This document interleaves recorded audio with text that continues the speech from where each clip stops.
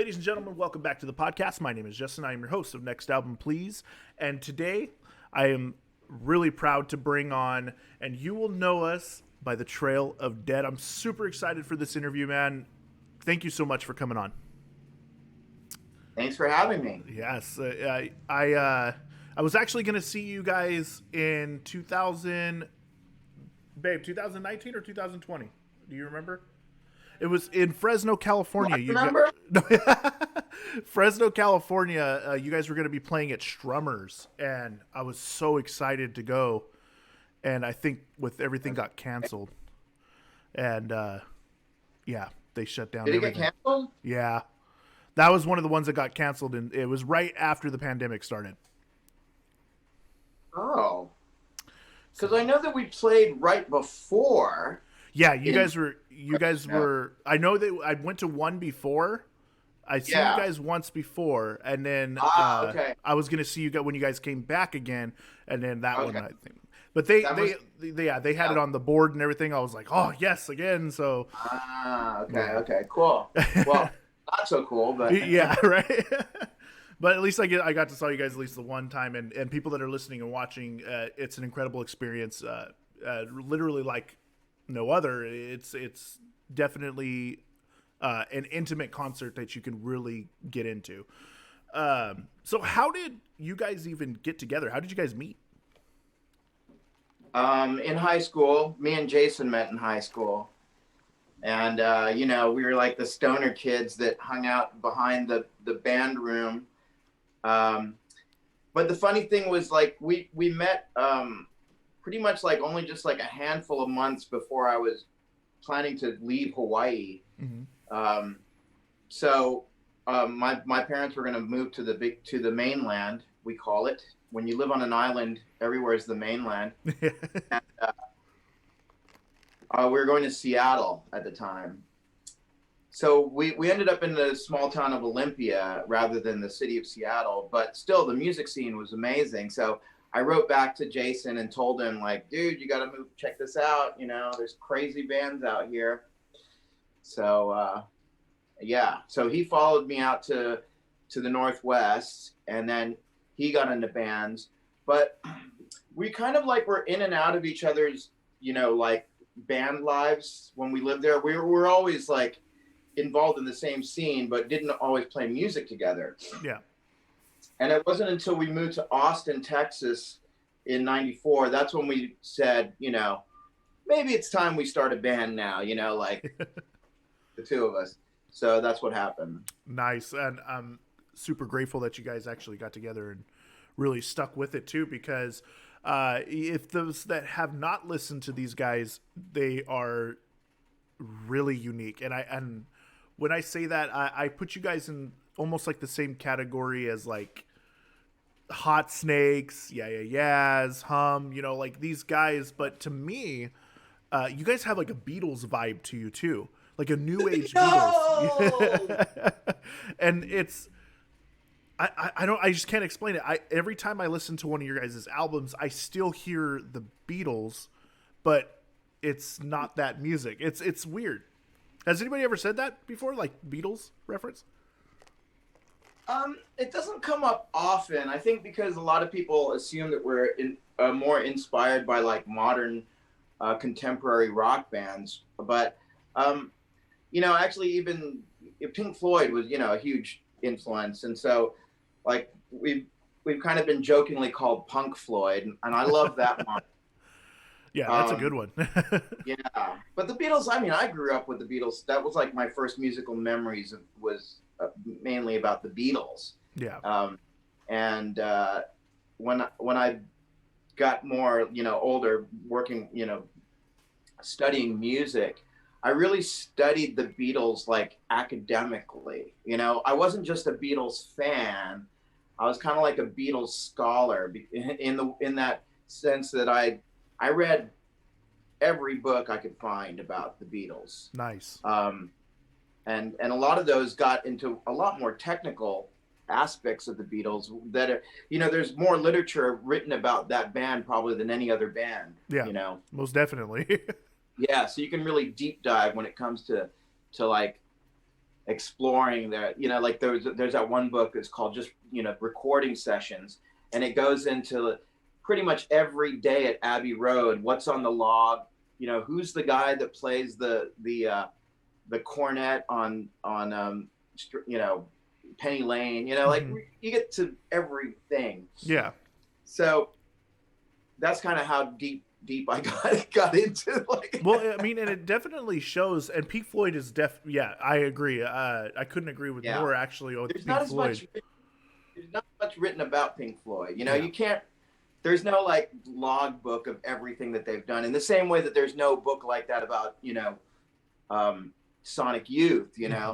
So when it comes to like studying bands like Pink Floyd and or Yes or your stuff or Genesis, you kind of just have to go by anecdotes of like, old magazine clips and stuff like that. Definitely. And you had like little interviews here and there where they explain things and do, it's you would think more bands that are prolific like Pink Floyd and, Sonic Youth and stuff like that would have more literature about them. But then again, it's the mystique, about Pink Floyd that's stunning for most people. Yeah.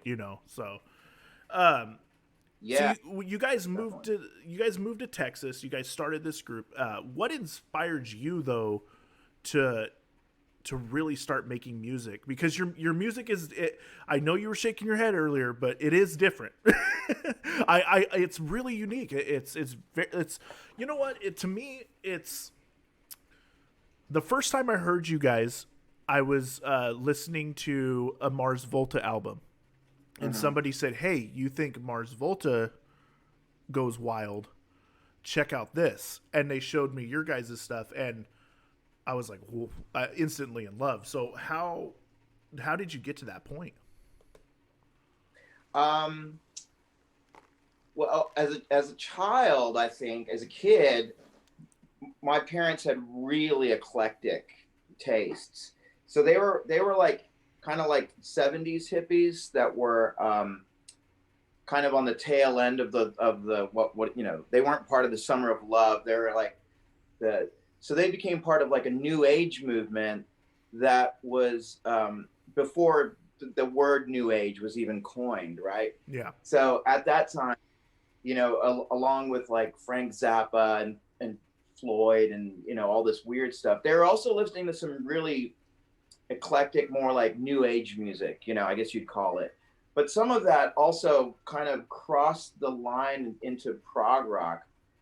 A good example being like Mike Oldfield or Steve Hillage, and also because we lived in the UK during that time, like in the early 80s, I kind of got opened up to a lot more, British stuff. Yeah.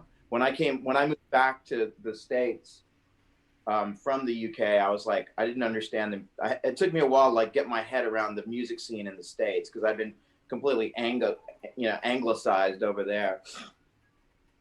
So I think when it came to making our music, and the kind of the common language that Jason and I established when we were teenagers was punk. Somehow he got me into punk rock, I got him into prog rock, and so that was like the common language there was. So it was always on my mind, like, well, how do I blend these two really, extreme polarities in music? It made sense in my head. I mean, it made sense because obviously I like one, I like the other. Why can't they go together? Yeah, why can't they exist as one? You like chocolate, you like peanut butter, you can put them together,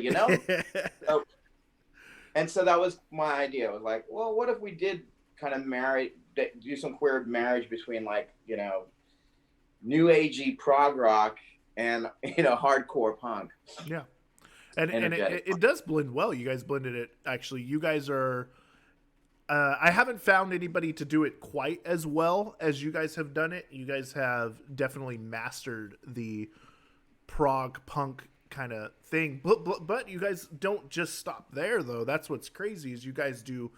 There's so many different genres that are meshed into your work that most people would just have this chaotic mess that, you know, in front of them, and you guys have these beautiful pieces of art. So it's We're incredible. still refining technique. It's not perfect, you know. Yeah. Oh We're yeah, still working definitely. on it. You wouldn't be a true artist if you weren't always, you know, refining your work. So definitely. How would you go about? Well, okay, so you kind of explained it. You know, you took the punk and the prog. So how did you do it? How did, like, what was your process of sitting down and mastering this? Ooh. Well, like we were just saying, I think that's something that's ongoing. Yeah. You know, I'm still trying to figure that out myself. Um, I'm still trying to like figure out things like how to connect one of these. Um, so the learning process in the studio and in the writing is always just kind of like a big question mark. And one, I guess I'd say that we still haven't answered. You know, maybe when we've answered it, we won't feel so inclined to keep exploring, and we'll just, you know, go off and do something, become real estate agents or something. But while the question is still there, looming in our minds, we're still kind of like trying to find a solution. You know, Yeah, I and guess. I love that. I think that's a brilliant way of looking at it, because if as an artist you should always be finding your, like, different ways to, you know, express and show how you create things, you know. And you're Yeah. right, you're absolutely right.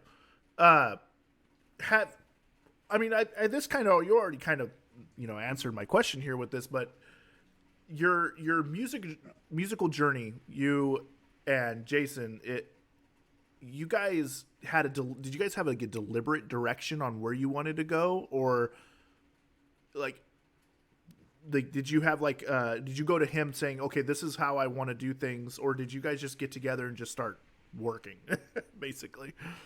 Well, a bit of both, for sure. A bit of both.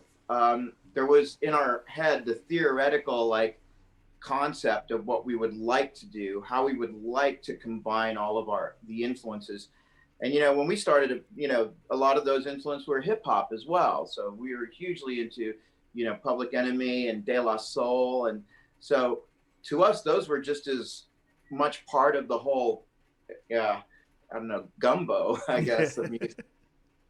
Um, but when it came to us playing together, that's something that you can't really predict, you know. So I think it had a lot to do with our shared musical background and things. You know, you know, as a musician, you probably have had this experience where you get together with somebody, you know, to play music or jam or something, Yeah. and there's absolutely no magic, like zero Yep. magic, and it's the most awkward experience. You know, like you don't know how to tell this guy, man, we're just not, you know, you're really good at your instrument, but so when there is magic, like when you play with, you know, that friend of yours that you start a band with, it's hard to, you know, quantify that, and it's hard to even predict it.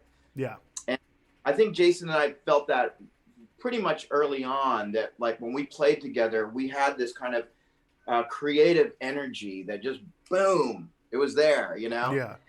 And that's what we brought to the stage, and that's what we you know, that's what fueled our early live shows before we'd even made an album yet.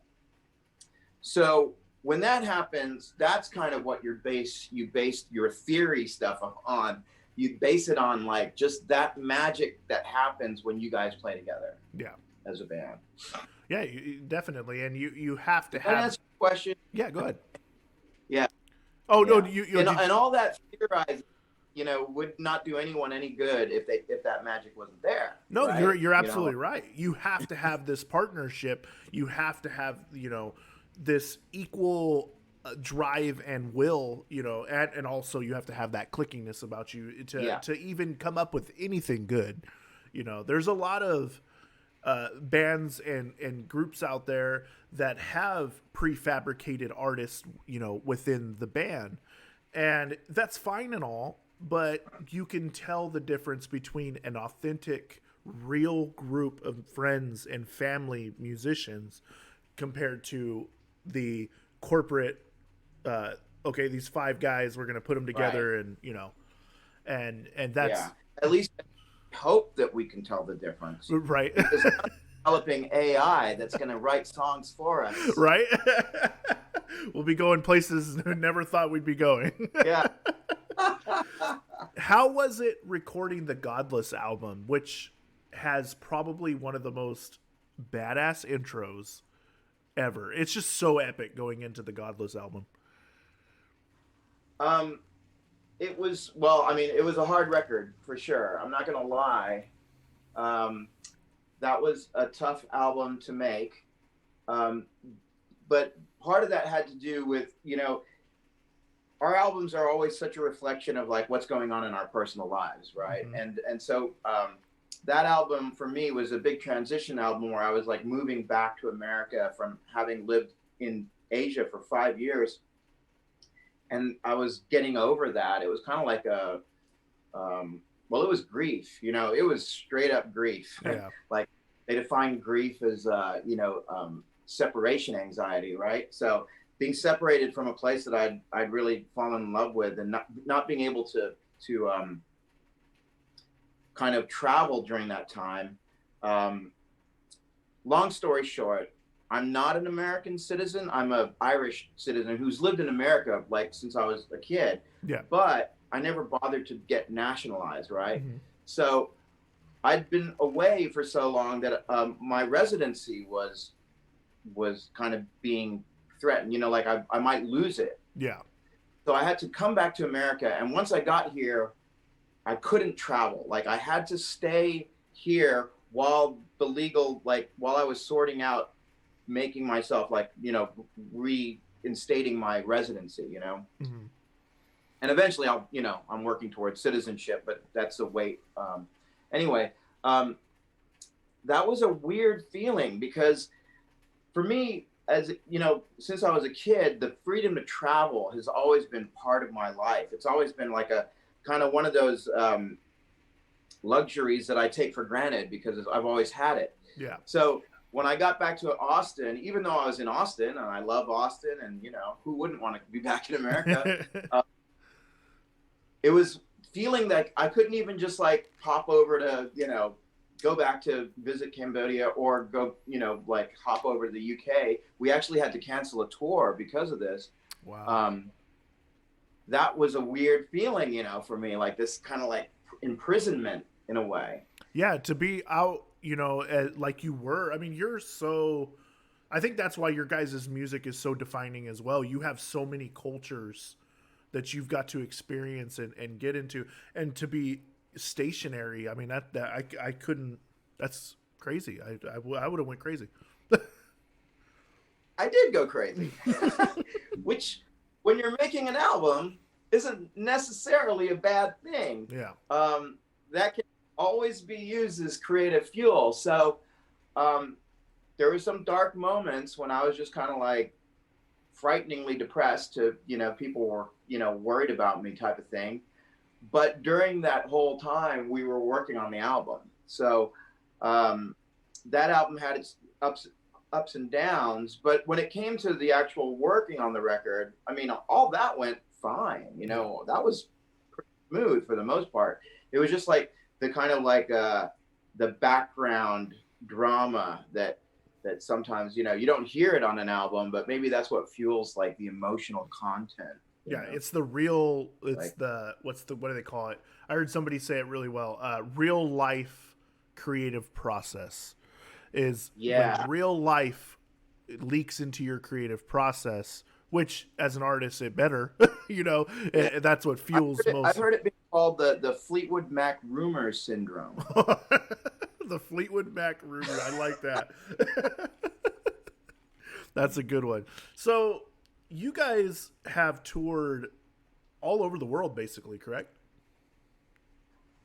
We haven't been to the continent of Africa or Antarctica. Well, Antarctica, yes. Been to the subcontinental India, which I'd really love, but we've done a lot of the other stuff, so that's been good. Yeah. How is it?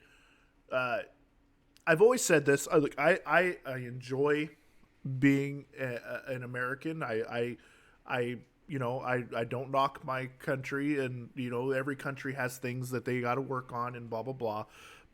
But the Hmm. one thing I wish that we would work on that's not political is the fact that the music scene in every other country is so, I don't know, to me it's so more, it's much more authentic, and just the presence that people bring to concerts are just amazing. Like, how was it playing overseas? I mean, you've been overseas so many times. Yeah, I mean, it's different wherever you go, and I think that there are people that are from overseas that would probably describe America that way as well. Yeah. So it's easy to get into that kind of like that illusion that things are always better. I think that it really just depends on where you are, and always people that are live outside of America are always going to think of any American band as an import. Yeah. So they get that treatment. Yeah, definitely. Um, And it's, I think what it is for me personally is I'm from California, and where I'm at, I'm in the bowl basically. I am in the middle of California, and everybody either listens to nothing but hardcore rap or country. It's really not a big mix of everything. It's kind of just where I yeah, kind of am sounds at. like So that sounds like which one? sounds It, like Houston. Houston.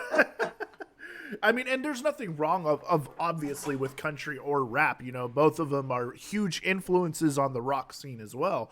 But I don't know. I just feel that other places than this spot right here always have better presence and stuff. So, but that's awesome though that you guys got to play those places, because I mean that's like a dream for Yeah, most artists.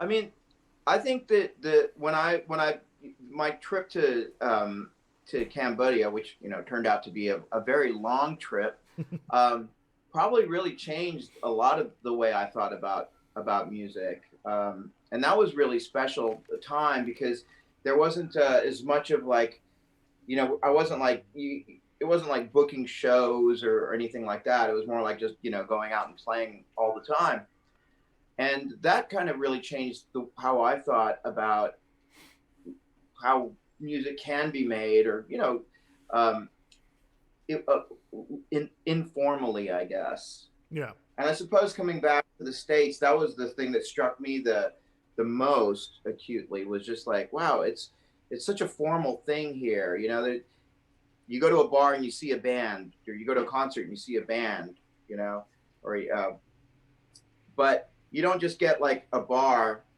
that just a bunch of musicians just show up to with their instruments and just start playing. yeah, I miss that, and I wish that was more of a culture here in the States. I think that would really expand, people's vocabularies, musical vocabularies as well. And by that I mean um, people who aren't accustomed to playing all the time or playing live in front of an audience, because it kind of encourages people that are starting out as musicians to also join in. yeah. And it also, like, we need to go back in time with the open mic nights and stuff like that. You don't see those, very many. I've one in my city, but since I moved here at the beginning of the pandemic. It hasn't been open, obviously. So I can't wait for all this to be over, because I'd love to go check out the talent that walks through there. It's open mic, could be anything, Yeah. whether it's poetry to actual musicians, it's everything, and it's definitely Right. something that you're right, we need to increase our musical vocabulary. We definitely do. it How do you feel that now you guys have been together for how long now? 25 years. 25 years? Yeah. So from your Hmm. first album, first starting out, you got your first album, everything, to now, how do you feel like the internet has impacted you guys? Because I mean, you've been around since the beginning of basically of us Hmm. being able to use the internet as musicians and stuff like that. How do you feel like it's impacted you guys? I mean, there's streaming. It's Yeah.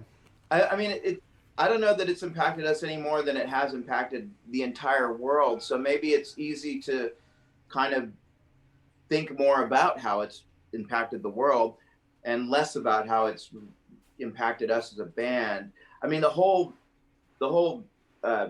music industry has changed to the streaming format model, so that's impacted everyone, not just us. So Well, I yeah. don't think I don't know. I can't think of an instance where it has impacted us uniquely, in ways that it hasn't impacted anyone else or everyone else. But other than, I buy a lot of cool music apps on the Apple App Store, not without the internet. Um, That is true. You know what? I was just talking with Friendship Commanders that their podcast went live yesterday, and I, they made an interesting point. Streaming it's helpful, but it's also it hurts at the same time. Because mm, I feel, and this is just me personally, I feel like when I go to a show, grabbing that shirt or that album, is part of it. Like, going and picking up. Not saying that everybody has the capabilities of going to a show and purchasing merch and stuff like that, which is understandable. But I feel like streaming in the long run may actually hurt that part of that. Because I don't think a lot of bands are even putting out albums anymore. I'm glad that people are starting to go back and doing, LPs and stuff like that and mhm. vinyls. Like it's amazing that new aged bands are doing that, again, because as a Yeah, collector, it's like I have to have my pieces. I've got like one of my favorite artists right here. It's like I have to yeah, have that. So I I don't know. It's streaming is a weird one because it helps, but it also takes away.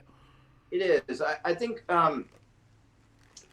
there's nothing we can do about, the fact that it's here to stay probably Hmm. for as long as we have an internet. So barring some, great cosmic disaster or an electromagnetic pulse in the atmosphere or something like that, we have to kind of just accept it and embrace Yeah. it. But there are things that I would really think that should be addressed. And obviously, I mean, to me, the most obvious one is payment of artists. So that's something that I think should probably, go to court in the next few years. Like, seriously, a lot of musicians and artists coming together and demanding that we be paid more for streams. That's Yeah. definitely what it's come down to. Um, that's not a To me, that's kind of like no brainer. And these are things that happen throughout the whole history of copyright, where people have had to come forward and say the model that is now is wrong, and this is how it needs to be, changed Yeah. for I agree. everyone. And so that to me is like obvious. I mean, if bands could make more from their streams, then we could actually get back to into thinking that this is a legitimate, occupation No, again. you're absolutely right. I feel like a lot of people nowadays tend to think that being a musician's easy, but it's not a job. Because Yeah, why? Because streaming and stuff like that obviously changed a lot of things. And this is like an unpopular opinion. I think that uh, Lars and Metallica, they were right for going after Napster. Back in the day, if you yeah, remember that, going yeah, after them and really yeah. sticking it to them because of the illegal streaming and stuff. Absolutely, they were right, They but I were. really hate to admit that, because I was one of those hackers that loved Napster. Yeah, same So here. you know, I hated them for doing that at the time. But looking back, obviously, they were prophets. Yeah, yeah.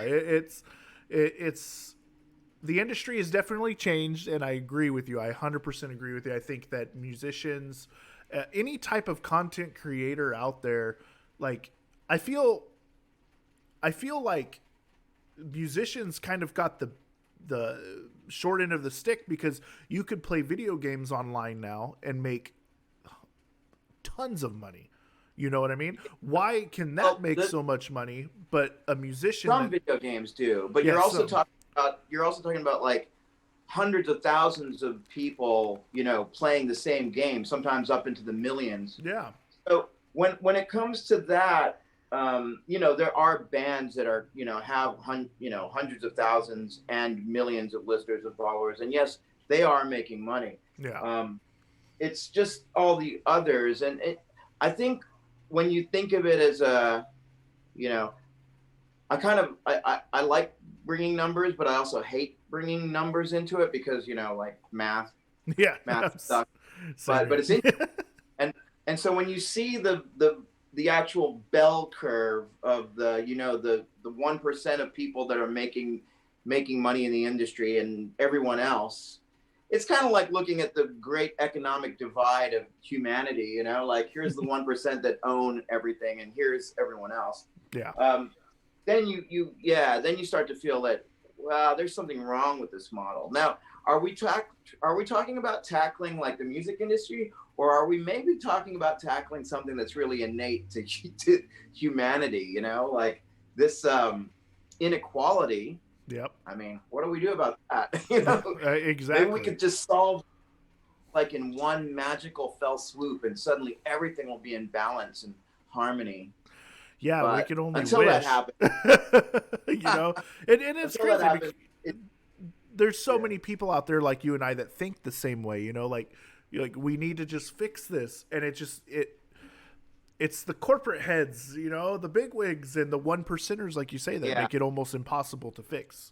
Basically. Well, it's one thing to think this way, and that's definitely, you know, like the start is to think this way, but it really will require a bunch of us just being like, this has to change, writing a law or writing Yeah. a proposal, going out. I mean, I don't know. What do we do? Go on strike? How do we do that? Do we just take Spotify off our phones? I mean, but you know, it might require something like that. It might really require like this huge movement of all these working musicians and producers and entertainers to just put their foot down. Yeah. You know, that's Definitely. always how it's worked in the past. Yeah. Just you know, that's how the French Revolution worked. Right. Then I mean, that's how. off some heads. But you got to have that drive and need to want to do it. And the thing is there is a lot of, you know, musicians out there like yourself and like, you know, people that like myself that want to do this and would back this 100%. But then there's also the people that think exactly the same way, but won't, you know, they won't even get off the couch to do it. So, so there's got to be the want, the will, and the need. And we definitely have the need. Now we just need the want and the will, basically. And then once we get that, we're good.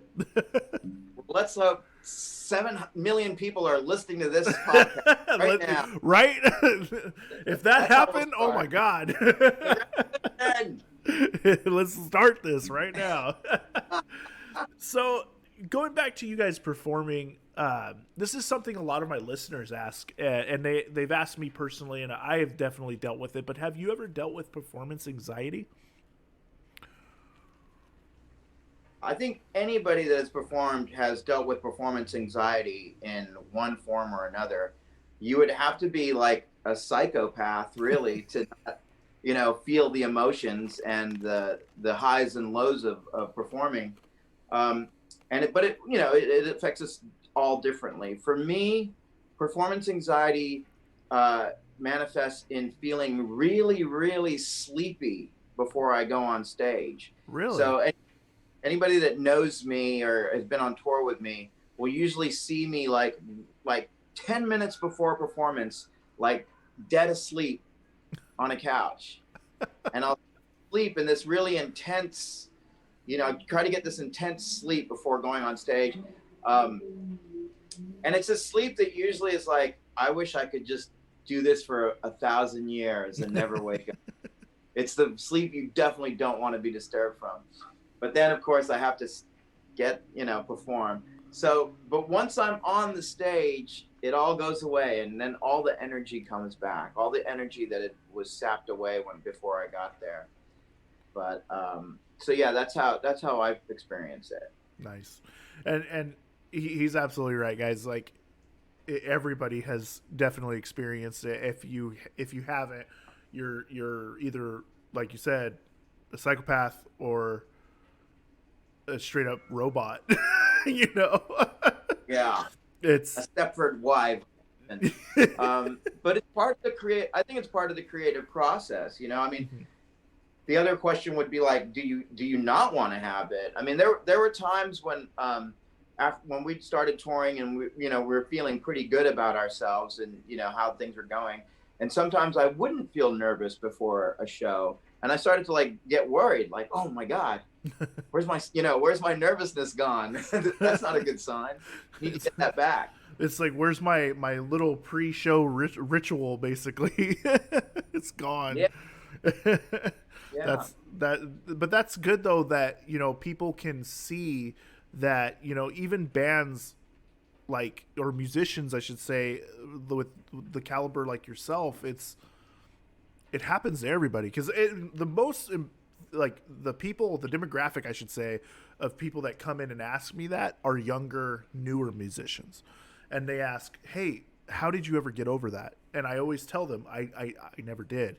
I've now taken a break from music, at least performing live and with a group.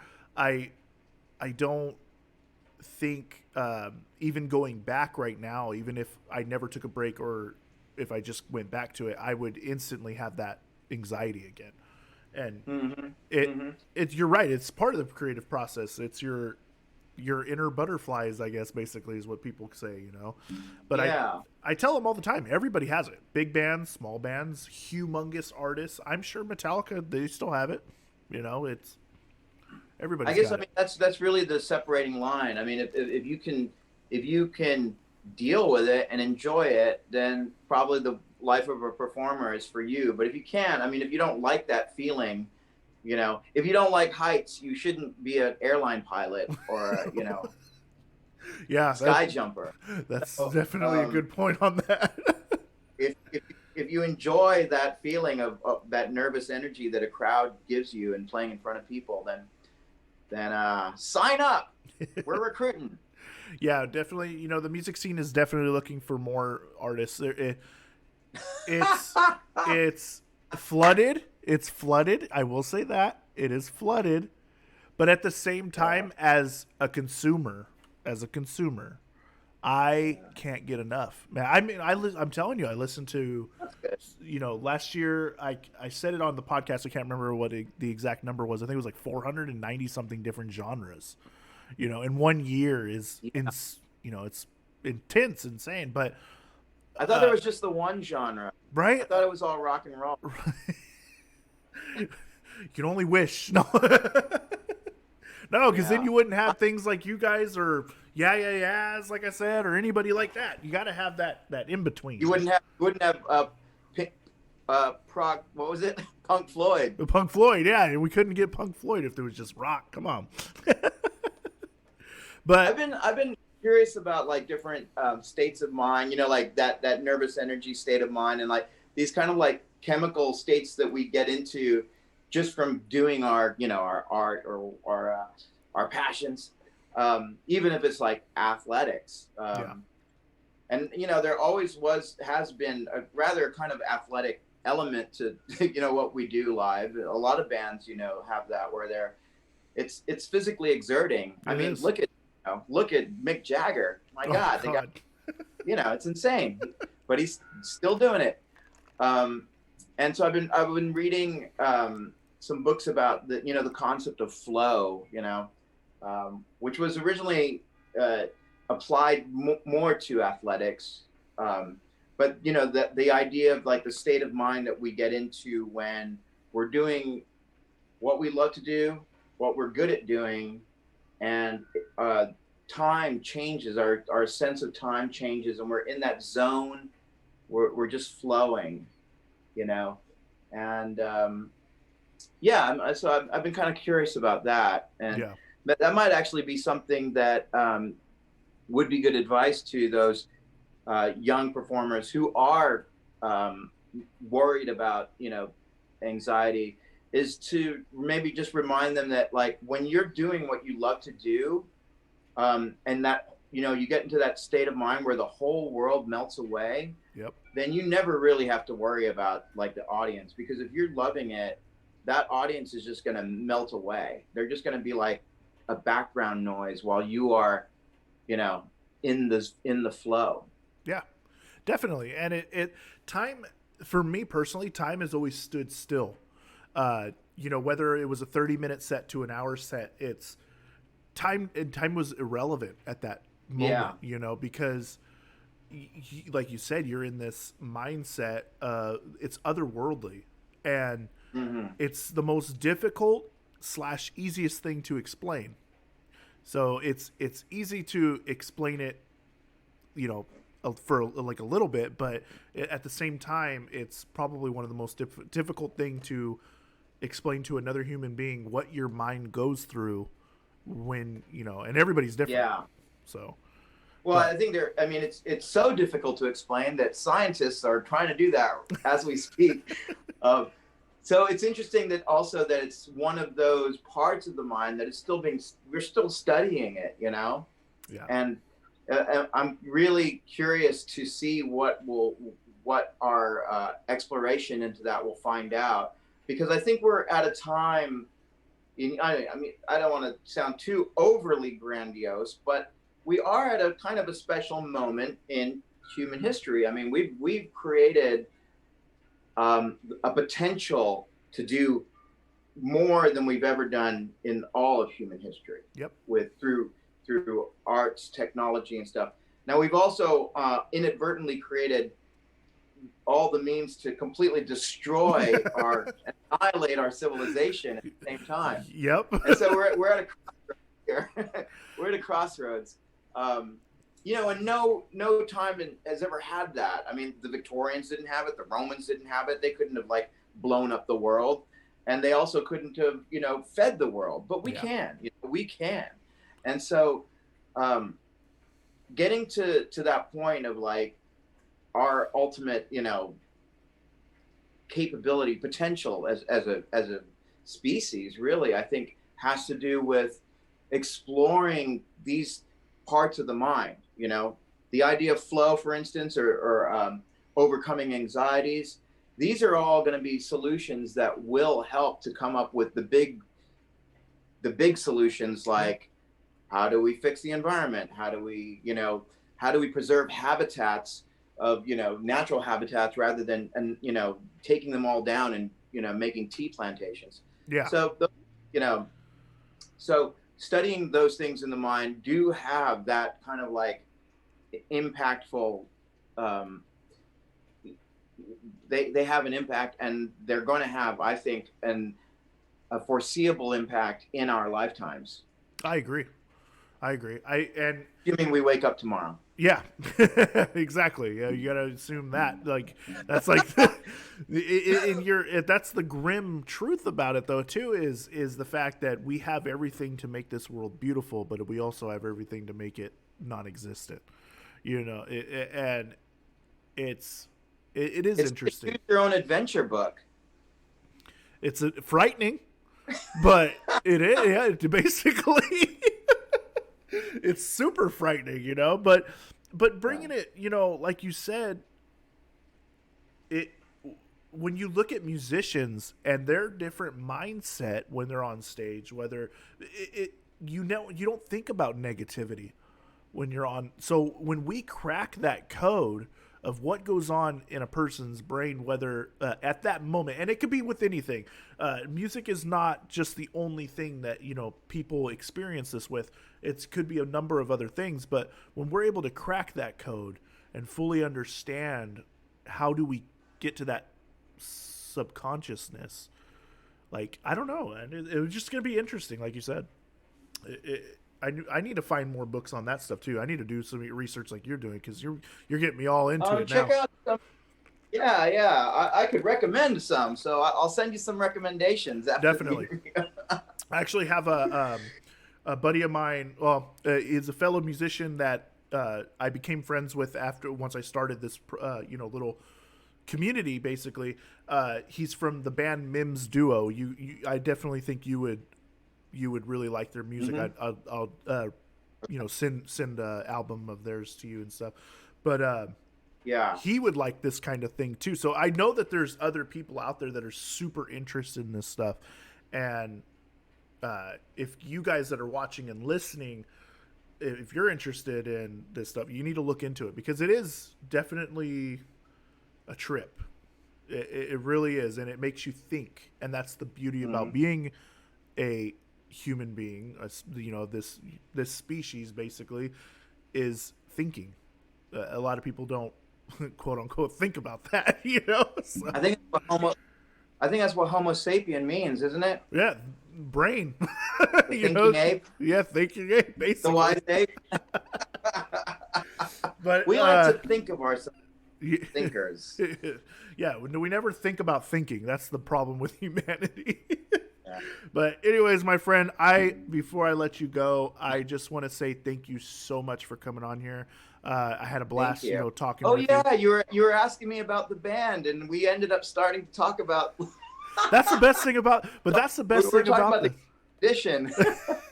You know what though? But that's the best thing about this podcast is I want people to find out new music, because that's my goal. It's not mostly. Yeah. It's not about the musicians. It's not about myself. It's about the music. I mean, then I guess technically it is about you guys too. But but it's like. Not me.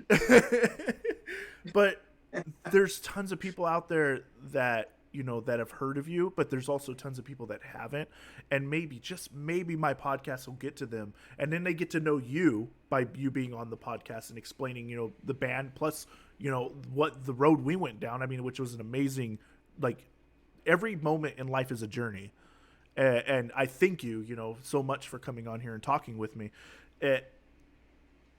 I feel like anybody that takes your albums, whether it's your first to your last, and when I say last, I'm talking about the Sessions album. That's the last thing, at least on Spotify, that is up there, is your guys' Sessions album. But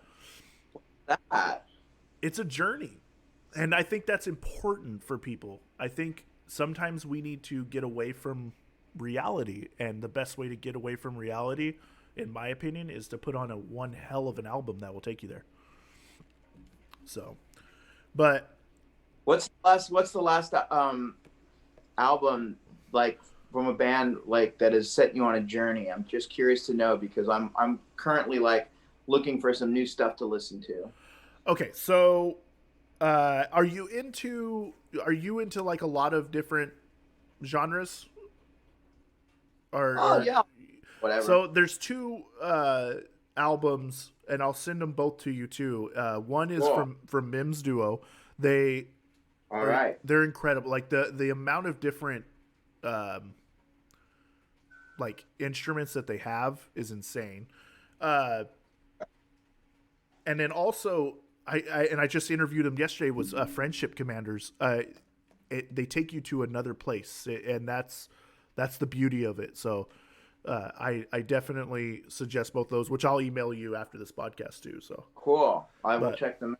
Awesome. Thanks for the recommendations. Yeah, thank you, man, for coming on here. And guys, go on. Where can they find you? Tell the people where they can find you, for the people that don't know. Oh, well, Spotify. And we do have an Instagram, although it's not usually as musical, and Facebook, of course. I have a Patreon site that I've been doing, which actually is an exploration of the creative process. So I do talk about a lot of the books that I've been reading, and like kind of tricks that I've been using to spark creativity. So that's patreon.com/Conrad Keeley. Yeah, and hopefully if once things start going back to normal, we will be back on the road touring again. Well, I can't wait, because like I said before, to get back on the road. Like I said before, I mean, your guys' concert was really good. Like, I think that was the first time I already heard of you, but that was the first time I saw you. And Okay. And Strummers, the beauty about Strummers in Fresno, California, is it's small but huge. It's weird. It's a weird building, and the staff there. Town. The town is different. Yeah. Cool though. Yeah, I liked it. I mean, I like it, and I have a love-hate relationship with that town. It's not the people. it's. I got the word, like there was a lot of really rich people that were there shopping, and then there were a lot of just like totally eccentric homeless people that were just hanging out all day. Yeah. And these two very different lifestyles mixed on that one road. Yeah. Fresno's definitely unique, and I'll give them that. It is a definitely unique town, but the people there, I've never had, really an issue with people, anything like that. Everybody, it's kind of like every other town, basically, when it comes to people. But in fact, I think I'm kind of describing Austin.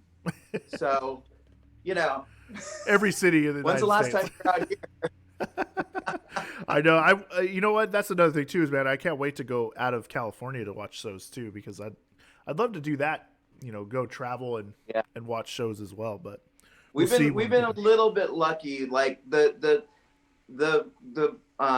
lockdown stuff has not been too severe here, so there is still live music going on. I mean, I just don't know how you would get away with telling Austinites that they can't have live music at all. So it's just been kind of like little pockets of it, but what's nice is that it's just so different than what it usually is. Like business is as usual in Austin is like 100 bands a weekend. It's just overwhelming. So having this time where there's only like 4 bands a weekend is cool. It's nice, it's pleasant. Yeah, it's but not. Of course, it's not. It doesn't flooding do the businesses very. Yeah. Yeah, exactly. Yeah. You're not flooding the system, but you're also not feeding the system at the same time. So exactly, you got to find that balance, I guess. Bring it down to 50, not 100. Just bring it down to 50. All right, you guys. Thank you so much for joining me, and thank you, Conrad, for coming on here. This was, and you will know us by the Trail of Dead, guys. Also, if you're looking at the name, please do not mistake them as a deathcore band, because they are not. I've been told several times that, oh, I want to check them out. I heard they're deathcore, and I tell them, oh, they're not deathcore. It's just a unique name. Before we go, I just want to say that. Do not judge a band by the name or the cover of the album art. Listen to the music. That's how you judge it. You listen to the art itself. So, and our next album is going to be death. It's going to be deathcore? Is it really? Okay, you almost like, are you really going there? That's awesome, though, man. Thank you so much again for joining me. Thanks, and you guys enjoy your day, and whatever you're doing, just be safe out there. Be kind to one another, and let's just get through every aspect of life that has been thrown at our faces lately. So, other than that, my name was Justin, and I was your host of Next Album Please. Until next episode, guys, we'll see you later. I can't stay.